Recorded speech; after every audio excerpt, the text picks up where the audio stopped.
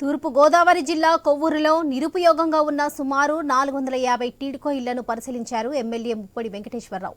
లబ్ధిదారులు టీడీపీ శ్రేణులతో కలిసి పరిశీలించి ఆవేదన వ్యక్తం చేశారు వెంకటేశ్వరరావు.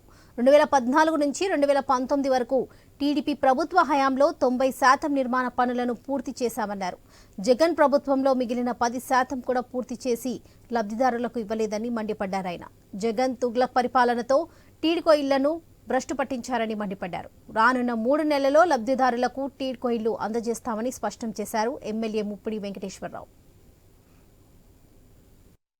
ప్రాంతాల్లో ఉన్నటువంటి పేద ప్రజలందరికీ కూడా టిడ్కో ఇళ్ళు అనేటువంటి దాన్ని నిర్మాణం చేసి ఇవ్వాలని చెప్పని ప్రతి కుటుంబానికి పేదలందరికీ కూడా ఇళ్ళు ఇవ్వాలని చెప్పిన ఆలోచనతోటి ఆనాడు చంద్రబాబు గారు పట్టణ ప్రాంతాల్లో ఇళ్ళు నిర్మాణం అనేటువంటిది చేయటం జరిగింది.